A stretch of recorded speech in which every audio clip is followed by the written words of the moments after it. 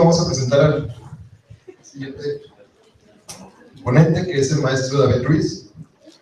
El maestro David es licenciado en Psicología por la Universidad Nacional Autónoma de México y maestro en Psicología con residencia en Gestión Organizacional por la misma institución. Ha participado en congresos especializados internacionales en relación con la evaluación psicológica de las organizaciones. Es autor y coautor de publicaciones nacionales e internacionales sobre psicología organizacional y psicología conductual. Participa en proyectos de consultoría organizacional relacionadas con la evaluación de competencias y diferencias individuales. Actualmente se desempeña como profesor de la materia de medición en la Residencia de Gestión Organizacional. Es profesor de la materia Análisis Conductual Aplicado en el Tecnológico de Monterrey, Campus Estado de México, e imparte la materia de Estadística y Teoría Conductual en el Centro de Leia. El trabajo que expone el maestro Ruiz lo hizo en colaboración con el maestro Roberto Carvajal, también egresado de la residencia. Muchas gracias. Yo me voy a parar, me gusta más exponer de esta manera. Primero les quiero agradecer a todos ustedes por estar aquí al final. Les voy a presentar esto que se llama un ejemplo de desarrollo académico integral en la residencia de gestión. Seguramente muchos de ustedes estarán preguntando qué se siente estar en la maestría y qué cosas pueden lograr si ustedes se encuentran en este programa. Pues vamos a darles un panorama de lo que ustedes se pueden encontrar. Bueno, comencemos. Bueno, voy a hacer una breve presentación de la residencia. La residencia en gestión organizacional forma parte del programa de maestría y doctorado en psicología. Básicamente lo que buscamos es una formación teórica, metodológica y aplicada de alta exigencia. ¿Qué quiere decir eso de alta exigencia, chicos? Muy sencillo. En la parte teórica ustedes tienen que estar mucho tiempo en la biblioteca, salen de clases y se van a ir directo a la biblioteca porque es importante que ustedes tengan claridad conceptual. La metodológica, como ya lo hemos escuchado, el dominio de la estadística y de los diseños de investigación es fundamental. Tenemos un énfasis en eso y es algo que nos ha ayudado mucho en las prácticas profesionales. Por último, la parte aplicada es un aspecto en lo que estamos desarrollándonos de una manera muy rápida. Estamos en varios escenarios en las organizaciones, organismos públicos, estamos viendo la posibilidad de participar en varios organismos privados y, como ustedes sabrán, es la oportunidad de poder aplicar sus experiencias, ¿vale? Entonces, esta es la parte fundamental, la formación teórica y metodológica, así como una necesidad de aplicar esto que vemos. Generar conocimiento básico. En la residencia estamos interesados en producir conocimiento. Si ustedes buscan el área organizacional en México, es prácticamente nulo. No hay muchas publicaciones y las publicaciones que están tienen alguna distribución limitada. Se preguntarán, ¿por qué pasa esto? Cuando ustedes van a una organización y ustedes pretenden hacer un trabajo de consultoría, lo que pasa es que tienen que firmar un contrato de confidencialidad de los datos. No pueden difundir los datos porque se considera una ventaja industrial o como información que puede ser perjudicial si se revela. Entonces, ese es uno de los factores que pueden suceder que expliquen por qué no hay tanto conocimiento básico en la literatura. Aparte de esto, estamos interesados en generar métodos de aplicación de vanguardia. Estamos en trabajo con colaboración, claro, con el profesor Álvaro del Tecnológico de Monterrey, porque nos interesa mucho esta parte, la vanguardia y sobre todo la utilidad, la heurística que pueda tener nuestros procedimientos para aportar a las organizaciones. Todo recuerden desde un énfasis psicológico. Bueno, algo que también me gusta mucho mencionar es promover la producción original del trabajo académico. Cuando ustedes están en la residencia, lo que ustedes van a tener es la oportunidad de desarrollar sus ideas de investigación, ¿vale? La apertura es, claro, fundamental. Ustedes tienen una idea, la van a trabajar tanto teórica como metodológicamente y van a buscar un potencial aplicado, mismo que se va a traducir en producciones originales de las que les voy a hablar más adelante. Siguiente. Gracias. Más fácil con el controlcito. Ok, bueno, como lo mencioné al principio, a mí me interesan mucho las diferencias individuales. Este tema se conoce como personalidad en muchos tipos de psicología y bajo la psicología conductual el énfasis es en lo que se le llama, como les vuelvo a repetir, diferencias individuales. Primero, la parte en la experiencia profesional ha sido muy importante para mí. Antes de entrar a la residencia me encontraba desempeñándome en una organización como Project Manager y lo que hacía ahí es que necesitaba mucho personal al cual tenía que coordinar para hacer tareas específicas. Surgían problemas y teníamos que resolverlos. ¿Qué teníamos que hacer aquí? Yo tenía que seleccionarlos en base a sus actitudes, pero también en aquellas diferencias que son fundamentales para que pudieran hacer el trabajo adecuado. Entonces yo tenía una necesidad ahí. La necesidad era dar cuenta de aquellas diferencias individuales que me pudieran orientar para la pertinencia de su labor. La verdad, antes de estar en la residencia, tenía un enfoque muy limitado. No podía evaluar de una manera muy sistemática este tema y por eso me interesó mucho ingresar a este programa. El segundo fue el interés académico. Les voy a decir algo desde ahorita, soy muy conductista. La palabra conductista tiene muchas acepciones, se refiere a un movimiento que engloba varias teorías. Ustedes se preguntarán, ¿qué tan conductista eres? Les puedo decir que lo tengo así en los huesos, ¿vale? Entonces soy súper conductista. Lo que ustedes ven aquí es algo que se ha llamado variabilidad conductual. Bueno, ¿qué es la variabilidad conductual? Básicamente es por qué los programas de reforzamiento o ciertas estrategias experimentales revelan variabilidad entre sujetos. Las ejecuciones de una persona siempre son distintas respecto de otras. Entonces, muchas veces esto se toma como evidencia de falta de control experimental. ¿Pero qué creen? Actualmente se dedica a estudiar la variabilidad conductual por sí misma. ¿Qué hace a los organismos, a las personas comportarse de manera distinta? Esa es la pregunta que a mí me interesa. Bueno, básicamente el desarrollo de la residencia se compone de 3 pedazos fundamentales. La primera parte es la teoría. Cuando estábamos en la teoría, a mí me interesaba mucho, como les comentaba, las diferencias individuales. Entonces tuve que hacer un análisis y desarrollo de aquellos aspectos teóricos bajo la teoría interconductual, ¿vale? Seguramente ustedes ya han escuchado acerca de la teoría interconductual. Quienes no, es una aproximación que se desarrolló primero en Estados Unidos con Robert J. Cantor y después con Emilio Ribes y Francisco López Valadez en el 85. De hecho, hay que sentirnos orgullosos, la propuesta nació en Iztacala. Entonces, la propuesta interconductual busca superar muchos problemas que enfrentaba el conductismo como limitantes. Bueno, este análisis implica, primero, delimitar aquellos objetivos teóricos, o sea, las preguntas que vamos a buscar contestar, y también aspectos técnicos a desarrollar. Aspectos técnicos se refiere a producir tecnología. Entonces, después tenemos que voltear a los métodos de investigación. Todo lo que se dice en la teoría lo tenemos que aterrizar metodológicamente.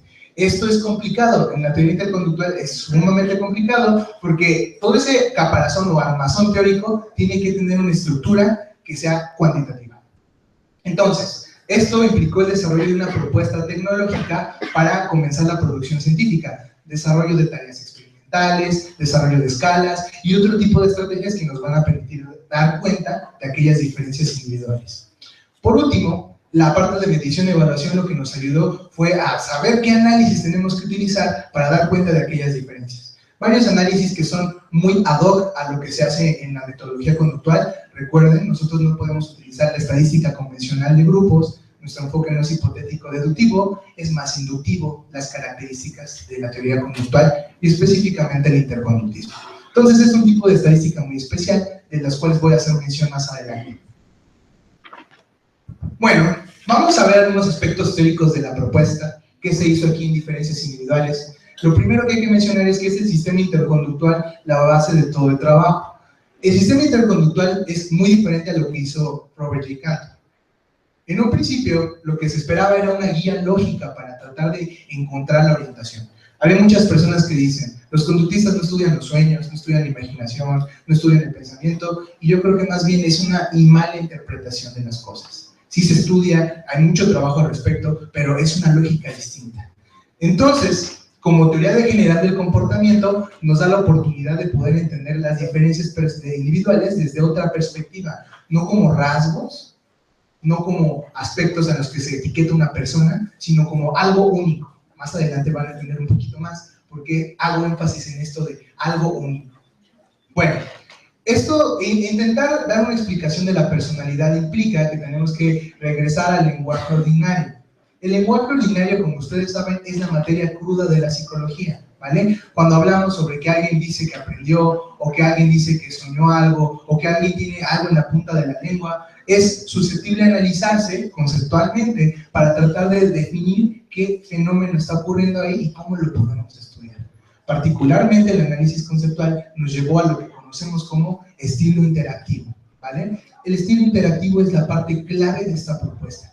Básicamente es una categoría teórica que nos permite entender y explorar empíricamente lo que nosotros llamamos individualidad, ¿vale? Entonces, el estilo interactivo realmente nos ha ayudado mucho al respecto, aparte de ser una satisfacción personal porque me permite dar cuenta de algunas cosas que me pregunto desde la teoría, ha sido un componente fundamental para las consultorías. Actualmente hay varios proyectos donde se nos está pidiendo evaluar la personalidad. Estos proyectos son muy lucrativos y nos ayudan sobre todo a voltear a ver aquellas cosas que no estamos contemplando, ¿vale? Vamos a entender esto un poco más a detalle en los aspectos teóricos que hay que considerar desde la teoría interconductual. Primero, hay que entender algo, creo que es la diferencia entre los enfoques de la personalidad como rasgo y el enfoque de los estilos interactivos. La diferencia estriba en que un estilo interactivo es un ajuste particular que despliega un individuo como el resultado de su configuración biográfica particular. Traducido en términos coloquiales, no implica algo interno, una característica mental, sino implica un aspecto que se produce en el aquí y en el ahora y es resultado de todas aquellas interacciones que han estado en el pasado como colección de eventos. Esto quiere decir que si yo tengo una personalidad, imagínense que yo soy muy intolerante, soy súper intolerante, no soy intolerante porque haya alguna fuerza mental o algún aspecto innato, sino que es resultado de aquellas interacciones donde tener este resultado posiblemente ha provocado que yo tenga consecuencias positivas o que tenga algún tipo de reforzamiento. Entonces, la biografía particular es clave para entender los estilos interactivos. Bueno, el estilo. Vamos a preguntarnos ahora sí, ¿qué es un estilo interactivo? Básicamente la teoría dice que es el modo de emitir un conjunto de respuestas. Si ahorita les pregunto, ¿todos saben abrir un archivo de Word? ¿Qué me contestarían? Sí. Evidentemente sí, pero si yo les pregunto, ¿cómo hacen sus trabajos? Seguramente algunos les ponen márgenes, otros utilizan una letra de distinto tamaño, etc. El ejemplo es muy burdo, pero lo que hace referencia es que mientras se conoce la manera de hacer algo, las personas tienen distintos modos de ejecutarlo. Entonces, entendiendo un poco lo del modo, se puede explicar como una forma consistente de comportarse a través del tiempo. Vamos a poner otro ejemplo. Imagínense que están estudiando en su casa, tienen mucho trabajo y de repente se va la luz. Algunos de ustedes dirán, bueno, se fue la luz, voy a dejar de trabajar, me duermo y mañana sigo. Otras personas se quedarán despiertas hasta que llegue y no se van a dormir hasta que terminen el trabajo. Si esto se presenta de manera constante a través del tiempo, si esa persona siempre ejecuta esa misma forma de responder bajo esas mismas circunstancias, decimos que es su modo de emitir esas respuestas. Eso es lo que hace referencia al estilo, el modo particular, ¿vale? Bueno, entonces, esto que llamamos aquí morfología es la forma de la conducta, lo que ustedes seguramente han conocido como relacionado con la topografía. Todos han llevado psicología experimental seguramente, o teoría, todo esto, se revisan este tipo de conceptos, ¿vale? Entonces, ¿esto qué implica? Si yo digo que estamos volteando a ver el modo en la que una persona hace algo, entonces concluiríamos que cada sujeto es único, es irrepetible. Entonces, habría tantos estilos como individuos. Seguramente ustedes están preguntándose, bueno, si la evaluación tradicional dice que yo tengo un grado de tolerancia, aquí en los estilos se dice que yo soy diferente a todos los demás. ¿Cómo puedo aplicar eso? Eso lo vamos a platicar conforme vaya avanzando la presentación. Como decimos que hay tantos estilos como individuos, entonces la estrategia tiene que cambiarse. No tenemos que generar categorías de personalidad, más bien tenemos que crear situaciones genéricas bajo las cuales nosotros identifiquemos ese modo de responder de las personas, ¿vale? Lo que lo hace interesante, y es algo que me apasiona mucho, es que se identifica mediante variaciones cuantitativas. Ahorita les traigo unos datos para explicarles más a fondo en qué consiste esta estrategia. Lo importante aquí es que como esto siempre se presenta en relación con una situación, ahora sí, no vamos a etiquetar a los sujetos, más bien vamos a ver cómo se ajustan de acuerdo a situaciones iguales. Yo voy a generar una situación de frustración, yo voy a generar una situación de persistencia y voy a observar cómo cada uno de ustedes responde. ¿Y qué creen? Si yo trabajo, por ejemplo, en una empresa donde me piden a personas sumamente persistentes, yo puedo evaluar a todos esos individuos y dar cuenta de aquellos candidatos que se comporten de la mejor manera. Esa es la lógica aplicada detrás de esto. Vamos a explicarla más a detalle. Bueno, aspectos metodológicos. Como siempre ustedes saben, no nada más es la teoría, sino que tenemos que aterrizarla de manera concreta. El primer punto aquí es lo que llamamos modo o estilo interactivo como producto de una organización del comportamiento. Ustedes conocen esto que dice Skinner, ¿se acuerdan la triple relación de contingencia? Un estímulo que puede ser un estímulo discriminativo, una respuesta y un reforzador. Esta relación es causal y es lineal. Lo que nosotros estamos hablando es que vamos a romper esa relación y vamos a hablar más bien de una organización del comportamiento. No todo ocurre de una manera lineal, estamos seguros de ello. Entonces, entendemos el estilo no como una forma lineal de análisis, sino como una forma de organización del comportamiento. Pero se preguntarán, bueno, si es una forma diferente, no es lineal, ¿cómo empiezo a investigarlo? La respuesta está en que para dar cuenta de este fenómeno tenemos que utilizar algo que se conoce como diseño longitudinal intrasujeto. Les voy a hacer esta pregunta. ¿Conocen qué es un diseño longitudinal? Lo que ustedes, no se preocupen, lo que ustedes hayan revisado, lo que hayan visto, adelante. Pues algo que sería como que lleva un tiempo más largo. Exacto. Lo que implica un diseño longitudinal es que se diseña ese plan con varias medidas a través del tiempo. O sea, vamos a hacer mediciones de un individuo a través del tiempo. Y fíjense nada más que hay otra palabrita ahí que suena medio rimbombante. Intrasujeto, ¿vale? Intrasujeto. ¿A qué me suena intrasujeto? ¿A qué les suena a ustedes? Hay una cosa, ¿eso no suena a diseño CN1? Exactamente. Es lo que se ha conocido como diseño CN igual a 1. Generalmente, cuando a uno habla de diseño CN igual a 1, hace referencia a lo que se llama intrasujeto. ¿Esto qué quiere decir? No vamos a comparar a las personas. La propia comparación es el sujeto mismo. Es decir, yo voy a comparar lo que hice hoy con lo que voy a hacer en un mes, con lo que voy a hacer en un año. Y si eso que hago es de la misma manera, entonces estoy dando cuenta de la personalidad. ¿Vale? Es un enfoque distinto. No me interesan los demás, me interesa compararme conmigo mismo. Cada evaluación entonces es personalizada. Entonces, ¿qué tenemos que utilizar? Se utiliza un modelo particular de regresión que se conoce como regresión polinomial. Es un análisis que nos permite dar cuenta de cómo se van generando curvas, y estas curvas es lo que nosotros llamamos el estilo interactivo. Ahorita vamos a explicar más a detalle esto. Lo importante es que esta técnica nos ayuda a entender cómo se organiza el comportamiento a través del tiempo. Bueno, esta curva, como les comentaba, es lo que nosotros decimos que es el estilo particular de un sujeto. Entonces, si nosotros decimos que el estilo es único, las curvas siempre van a ser diferentes si comparamos a sujetos distintos. Ahorita lo vamos a, no se los voy a contar, lo vamos a ver con datos, ¿vale?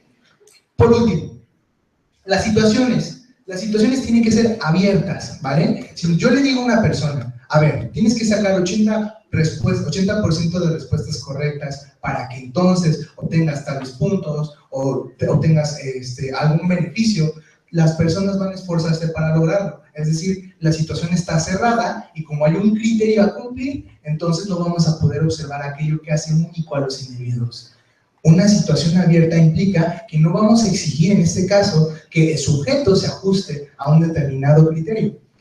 En palabras coloquiales, lo ponemos ante una tarea y le decimos, diviértete. Con que la persona se divierta hace que, de hecho, se comporte de la manera en que lo haría en una situación real, única, que despliegue su individualidad. A lo mejor ustedes están jugando un videojuego, hay algunas personas que se empeñan en lograr sacar puntos o en lograr avanzar en el videojuego, hay otras que no le entienden y abandonan el control y dicen, ya no quiero volver a jugar este juego en mi vida. Esto es un ejemplo de cómo las personas tienen distintas maneras de ajustarse, ¿vale? Pero bueno, estilos interactivos. Aquí hay otra cosa que hay que mencionar. Esto es muy metodológico, todo lo que tiene que ver con contingencia, etcétera, y lo que hace referencia es que tenemos que medir aspectos de la conducta. Generalmente medimos la frecuencia de respuestas, o a veces medimos también tasa de respuestas, y otro tipo de parámetros que nos ayudan a dar cuenta de cómo se está comportando la persona. Por ejemplo, en algunas tareas lo que nos interesa es saber cómo la persona se tarda en reaccionar. Para ello utilizamos, por ejemplo, latencias o tiempo entre respuestas, para evaluar de momento a momento cómo se da la interacción. Esto es muy metodológico, pero estoy seguro que todos ustedes conocen estas medidas, dado que hemos tenido una formación experimental en los primeros semestres de la carrera. Pero bueno, el último aspecto es la clave. Nosotros no podemos hablar de estilos interactivos si hacemos una medición nada más. ¿Se acuerdan que habíamos visto los diseños longitudinales? Esto quiere decir que tenemos varias mediciones a través del tiempo. Y si estas mediciones revelan una curva similar en un individuo, entonces podemos hablar de consistencia del comportamiento. O sea, hemos detectado personalidad, ¿vale? Eso es lo que estamos hablando aquí. Ahora sí, ¿cómo será todo esto, chicos? Es algo muy interesante. Primero, el desarrollo de la idea implicó un trabajo de 3 semestres en la residencia, donde estuve desarrollando cada uno de esos aspectos, los teóricos, los metodológicos y los aplicados, en actividades de la residencia.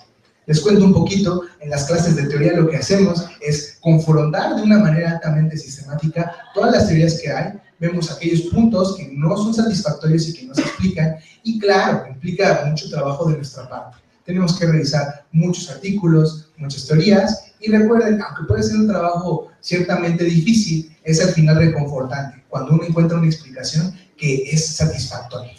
Bueno, hubo la oportunidad aquí de hacer un estudio en el extranjero. ¿Qué quiere decir esto? Si ustedes entran al programa y tienen un buen desempeño, van a tener la oportunidad de aspirar a una beca. Esta beca implica generalmente un estudio que puede ser estudio en inglés o estudio en algún aspecto relacionado con el inglés. En mi caso particular, fue un estudio en el extranjero que se dio en Nuevo México, en la Universidad de Nuevo México, y lo que pasó ahí fue que se empezó a construir la propuesta directamente en el idioma inglés, ¿vale? Aunque todo el trabajo que ha surgido de estilos interactivos está en español, hay algunos dos artículos que sí están en inglés, el trabajo que se empezó a desarrollar estuvo totalmente en inglés. No que lo escribiéramos en español y luego lo tradujéramos, sino que literal lo construimos en inglés y pensando en inglés. Creo que esto es algo muy importante porque favorece que nosotros interactuemos de manera más efectiva en el entorno que hay allá afuera. ¿Recuerdan la presentación del profesor Álvaro? Había muchos términos que están en inglés. Esa es la manera en que los directivos los conocen. Y recuerden, hay que hablar su idioma. No quiere decir que tengamos que reducir nuestra actividad a lo que ellos creen que es, sino más bien tenemos que hablar su idioma para ejercitar una actividad congruente, ¿vale? Bueno, el estudio en el extranjero fue una parte. Lo otro fue el Congreso Internacional. El Congreso Internacional se dio en Miami, se reúnen varios psicólogos del área organizacional a presentar sus trabajos, y entonces, en esta ocasión se presentó la lógica de la propuesta. O sea, lo que yo les estoy comentando, que es un estilo interactivo, por qué es diferente a la personalidad, etcétera, se dio en un Congreso Internacional. He de confesarles que fue una experiencia, a veces yo le llamo muy... No quiero decir que sea una experiencia muy fea, pero sí es retador que ustedes estén presentando esto y haya personas en el público que les pregunten sobre aspectos muy metodológicos, que incluso requieran ver sus datos o que realmente se muestren muy reticentes, que no confíen en su propuesta y que estén tratando de encontrar algún vacío. Y todo esto en inglés, chicos. Entonces es difícil. Por último, esto culminó en una publicación. La publicación lo que hace es orientar el énfasis a un aspecto tecnológico. ¿Qué estamos diciendo? Nosotros actualmente en México no contamos con tecnología organizacional de calidad. ¿A qué hago referencia con esto? En la evaluación buscamos medir algunos aspectos que no están totalmente apoyados en la ciencia. De hecho, la tecnología es muy dudosa. Si yo les digo, bueno, voy a medir autoestima en las organizaciones, hay mucha divergencia conceptual. No existe actualmente herramientas que sean más sistemáticas y que nos permitan hacer este abordaje. Entonces, lo que nosotros estamos haciendo es responder ante esta necesidad, buscando generar tecnología organizacional con un énfasis en los recursos humanos, es decir, medir aquellas diferencias individuales y utilizar esas mediciones para entonces tomar decisiones sobre el personal. Bueno, como les comentaba, si yo quiero hacer tecnología congruente, que realmente funcione, que me pueda aportar algo, que sea heurística, y me refiero con heurística a que resuelva problemas, entonces necesito evidencia experimental. La evidencia experimental básicamente implica que todo lo que nosotros decimos en la teoría y todo lo que nosotros suponemos lo tenemos que llevar a cabo mediante un programa, una serie de experimentos que nos van a dar la guía para saber si lo que decimos realmente funciona o no. Entonces, lo que nosotros hicimos ahí es utilizar la ciencia, en este caso un programa experimental, para dar respuestas. La evidencia experimental que nosotros estamos aportando busca dos objetivos. El primero es contribuir a desarrollar la teoría de individuación. He de comentarles que en el interconductismo, la teoría de individuación, la que explica aquellas cuestiones que se han dicho desde la personalidad, no se encuentra muy desarrollada. De hecho, está en pañales, apenas está creciendo y faltan muchas cosas por hacerse. Entonces, un aspecto principal es contribuir a desarrollar esta teoría para que les sea útil a ustedes cuando salgan al campo. El segundo aspecto es responder a cuestiones que aún siguen sin explorar. Recuerden, es una propuesta inicial, pero aún no encontramos todas las respuestas. De hecho, hay muchos blancos, hay muchos vacíos que tenemos que ubicar y tratar de dar respuesta, como les comentaba. Bueno, lo que ustedes ven aquí son algunos datos experimentales. Les voy a explicar un poco en qué consistió la situación. Tenemos un programa que se llama castigo negativo no contingente. Y entonces lo que buscamos evaluar es lo siguiente. Se pone una persona en un cubículo experimental, claro está, y se enfrenta ante una tarea. La tarea consiste que en algún momento de su ejecución están resolviendo, por ejemplo, un memorama o un rompecabezas. Cada vez que encuentran una pieza o un par de memoramas se les da un punto. ¿Y qué creen? En algún momento se les castiga. El castigo es negativo, o sea que pierden todos los puntos y pierden su avance en el memorama o en el rompecabezas. ¿Esto qué quiere decir? Hay muchas personas que dicen, perdí mi avance otra vez, voy a seguir y voy a seguir y voy a mantener respondiendo. Hay personas que dicen, bueno, a ver, me voy a esperar tantito y ya después sigo. Y hay personas que de plano se enojan y ya no siguen. Dicen, ya, suspendo mi actividad, ya no quiero saber de esta tarea y te voy a destruir tu computadora. Entonces, sí me pasó. Entonces, fíjense nada más cómo esto se puede presentar. De hecho, sí pasa. Entonces, ¿qué estamos viendo aquí en la pantalla? Primero quiero que observen algo muy importante. Esto son las respuestas por minuto, tasa de respuestas. Lo que estamos encontrando en el eje de las abscisas son los minutos en la fase de frustración, que nosotros llamamos frustración. Entonces, esto que ustedes están viendo aquí es una curva que se origina mediante un análisis de regresión polinomial. Si ustedes ven aquí, esta curva, la curva que es azul claro, no sé si alcanzan a distinguir bien los colores, ¿sí? O más o menos. Esta curva pertenece al experimento 1. Vean nada más cómo aquí se genera esta curva y en el experimento 2, que recuerden es intrasujeto, es la que estamos comparando al sujeto con él mismo. Vean lo que sucede. Hay una curva que muestra una tendencia similar, aunque presenta menos variabilidad, ¿vale? Si se fijan, hay un parecido. Este parecido se explica mediante lo que nosotros llamamos su estilo interactivo. ¿Pero qué creen? Este es un sujeto, pero si yo me voy al sujeto 3, vean cómo cambia la distribución en las respuestas. Entonces, ustedes pueden encontrar estilos distintos en los individuos, y la pregunta es, bueno, ¿de qué nos sirve esto? ¿Cómo lo vamos a aterrizar en un contexto organizacional? Lo que hacemos es muy sencillo. La organización me dice, ¿sabes qué? Quiero cubrir determinadas vacantes. Estas vacantes requieren de habilidades especiales y también de características de personalidad. En algún punto nos pueden decir, ¿sabes qué? Yo quiero una persona que sea persistente. Entonces, lo que podemos hacer es generar un criterio. Este criterio es un criterio claro, cuantitativo, de respuestas. Yo puedo decir, voy a castigar a una persona, voy a utilizar castigo negativo, y mediante este programa voy a evaluar si responde de la manera en que yo quiero. Si la persona muestra con su estilo que se ajusta ante la situación que yo digo, entonces se toma como un examen o una prueba que nos va a permitir tomar decisiones en las organizaciones, ¿vale? Esto es lo que pretendemos lograr. esta vendría siendo la prueba que nos va a ayudar a entender un poco más aquello que se da en diferencias individuales. Bueno, hay algo que quiero comentarles antes de cerrar esta parte. El programa de la residencia realmente es un programa que busca ofrecerles mucho, tanto teóricamente como en la parte aplicada, y es altamente sistemático. Si ustedes en algún momento se interesan o les gusta esta parte, van a tener que realizar un esfuerzo realmente muy extenuante para lograr aterrizar todas sus ideas. Lo importante aquí es que la residencia les ofrece una experiencia integral, o sea, que no solo vamos a ver teoría, no solo vamos a ver metodología, sino que vamos a estar aplicando las cosas en la organización, ¿vale? Entonces ese es un punto fundamental a contemplar.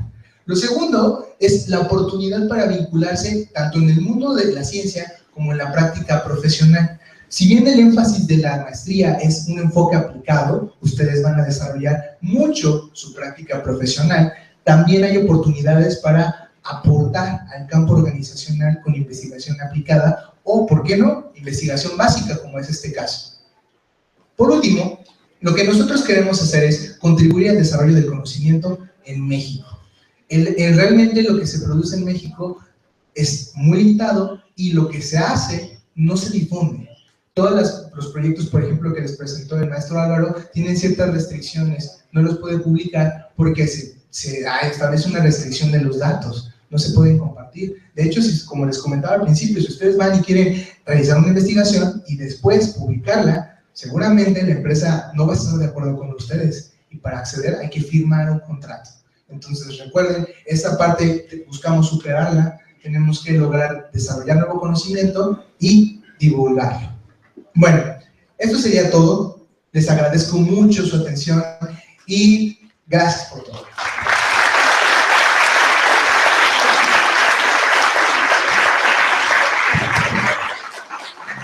Pues hay tiempo para preguntas. ¿Alguien quiere preguntar algo al maestro David?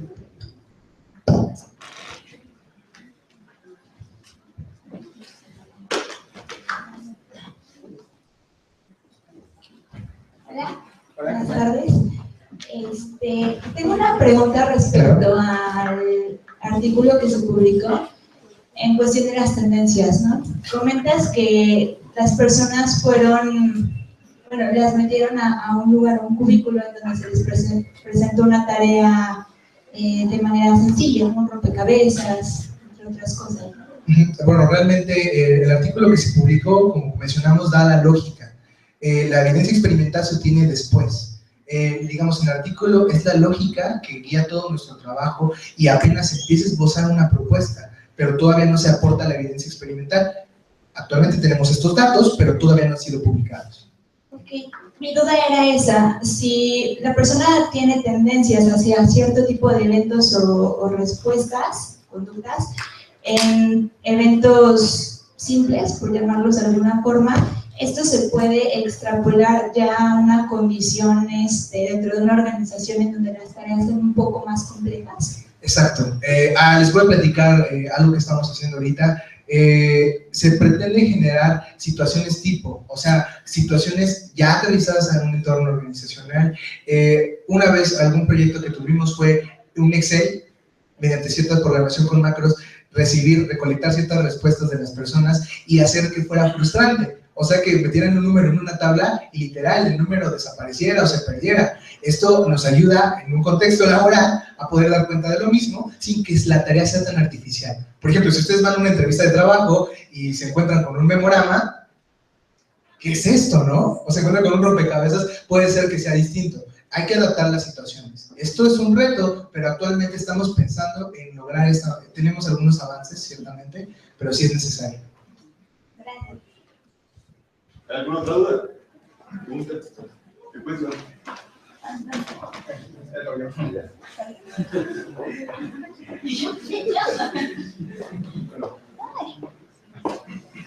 Pero ya y luego.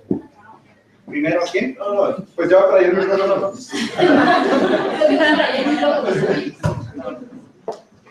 Bueno, pienso que de alguna manera lo que se está refiriendo son test materiales de la forma en cómo conocer, digamos, al trabajador, para que quede calzado a un puesto de trabajo, a una labor específica. Muchas de esas pruebas, bueno, pues también se miden, en este caso, las cuestiones de asertividad, en este caso, el estrés y, bueno, las alteraciones. Sin embargo, esto también, como explicaba el profesor del Álvaro, en el sentido de ponerle, ahora sí que pesos y centavos. Yo me estaba imaginando más bien que era una cuestión de economía, que de las empresas, que una cuestión, es como, digamos, desarrollar una praxis de la conducta con cuestiones económicas. Yo creo que a eso va, ¿no? Ver las capacidades para alcanzar a la persona propuesta en el puesto laboral. Es correcto. He de mencionar algo que es importante señalar aquí.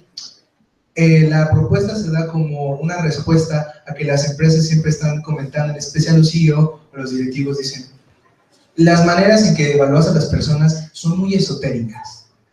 Lo que tú dices que es psicológico no corresponde a lo que yo veo en mis trabajadores, o incluso la psicología no sirve. Es una ciencia, no es una ciencia. Estas son las percepciones que ustedes se pueden encontrar. Entonces, ¿qué es lo que se pretende? Dar respuesta a este tipo de problemáticas que se encuentran ahí de una manera muy objetiva y muy concreta. Estamos midiendo parámetros de la conducta, literal. Segundo punto, esta propuesta exactamente busca generar un beneficio hacia la organización. Un beneficio que es redituable, claro está, y mediante la covariación entre lo que nosotros hacemos y los indicadores económicos damos cuenta de aquellos beneficios que se tienen al cambiar totalmente la práctica de la selección bajo este enfoque. Entonces, esto, recuerden, apenas está desarrollándose, pero es una propuesta que nace aquí, nace en Iztacala, y sobre todo que es un cambio, es darle el giro a la personalidad hacia otro entorno. Perfecto. Hola, ¿qué tal? Buen día. Bueno, antes de cualquier cosa, uno siempre ve, bueno, actualmente en mi caso, ve del otro lado de la trinchera, ¿no? Ya en la parte práctica. Cuando uno está en la parte práctica, precisamente en este caso escuchaba lo que tú hablabas de las diferencias individuales, y esto lo trataba de traspolar en algunas otras actividades, como lo que es actualmente el Assessment Center, ¿no? Que es precisamente esos espacios en los que este tipo de actividades, este tipo de situaciones se pueden ya ver vistas en la práctica, ¿no?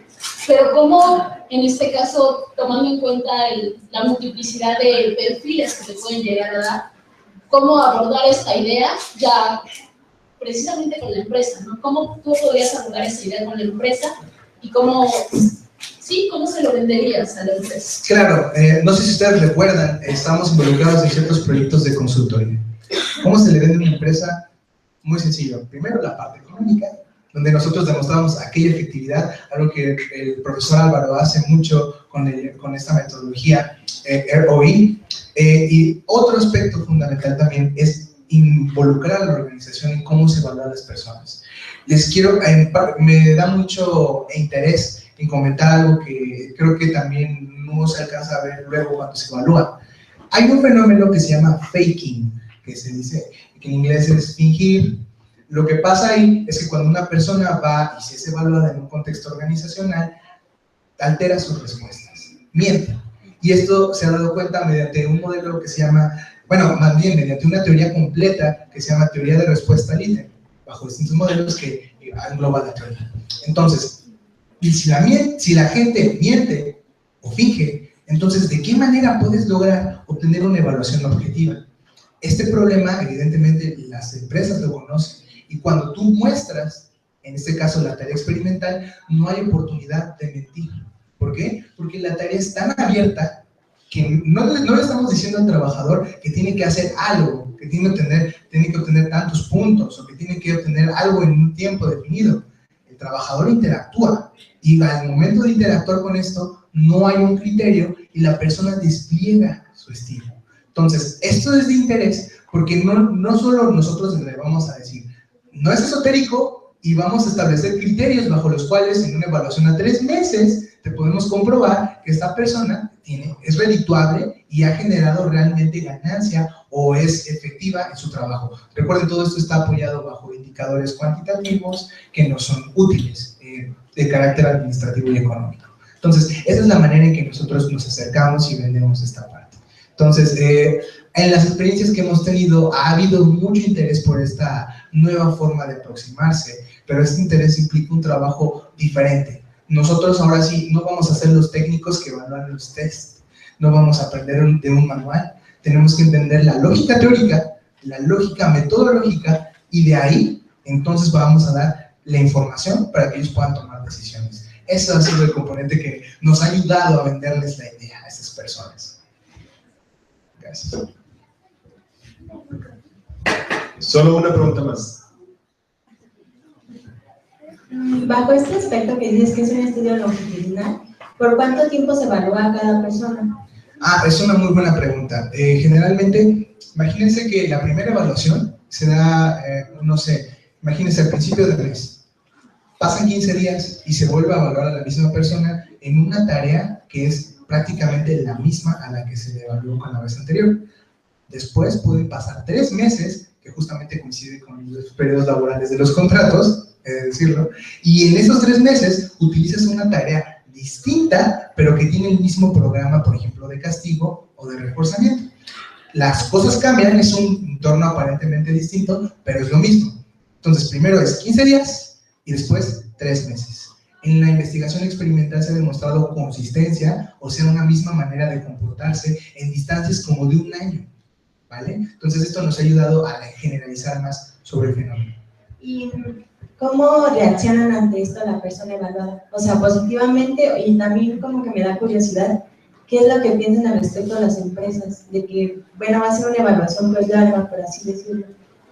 Bueno, lo que pasa, hay 2 maneras de responder eso. Primero, ¿qué piensan las personas cuando están siendo evaluadas? Las respuestas, es una buena, las respuestas que lo que están pensando es una materia de estudio. ¿Por qué? Porque precisamente lo que están pensando es clave para que hagan las respuestas, emitan las respuestas que están emitiendo. A veces, si utilizas un programa de castigo, las personas se frustran, o sea, se enojan, dejan de responder y realmente tienen una actitud de este tipo. En un entorno organizacional es diferente. ¿Por qué? Porque probablemente utilicemos otro tipo de programas que no sean castigos. Lo que buscamos aquí es evaluar esto. Con los programas de castigo te puedes encontrar eso. Tampoco es que las personas se enojen o rompan la computadora. Simplemente tienen frustración, pero no te lo expresan. Salen de la evaluación experimental y les preguntas, ¿cómo te fue? Muy bien, pero recuerda, todo lo que la persona, vamos a decirlo en términos coloquiales, experimentó, eso se refleja en las gráficas de un análisis cuantitativo. Y por otro lado, fue primero qué piensan las personas y después la evaluación longitudinal, ¿cierto? O sea, a lo que me refería es de ser evaluado durante este periodo de tiempo, no mientras están ok. como claro, la intervención. Las nuevas leyes laborales actualmente implican este tipo de evaluaciones. Si ustedes están familiarizados con esta parte, se requiere que el trabajador sea evaluado de esa manera. De hecho, cuando uno entra a una empresa, por ejemplo, transnacional, se establece explícitamente que uno va a ser evaluado en ciertos periodos de tiempo. Entonces, forma parte del criterio y justamente, como esos criterios ya existen previamente, nos están ayudando a nosotros a trabajar con la teoría, porque requieren una medición longitudinal. Realmente están muy acostumbrados a hacerlo. Vamos a llevar a cabo un nuevo proyecto, y en este nuevo proyecto va a ser un proyecto como de 6-7 meses, donde va a haber evaluación constante, pero realmente el trabajador está consciente de ello y forma parte de la normatividad de la organización, entonces no hay alguna reacción adversa. Esto puede pasar en los organismos públicos. En los organismos públicos no existe este tipo de cultura, y si ustedes llegan allá, las personas sí van a creer que les están evaluando algo, van a mostrarse muy escépticos e incluso pueden sesgar sus datos, o sea, pueden comportarse de otra manera porque creen que lo que resulte de la evaluación puede afectarlos. Entonces, en un organismo público se requiere todavía de más pericia para aplicar este tipo de estrategias. Agradezco al maestro David por su presentación y le entregaré su constancia. Después se procede a la clausura del foro.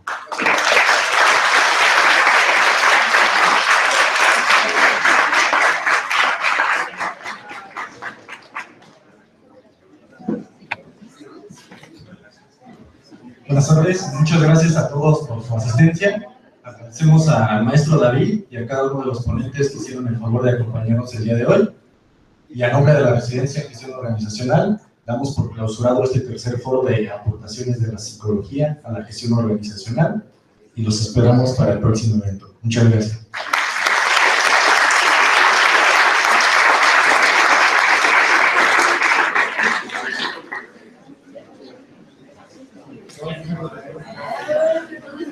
Thank you.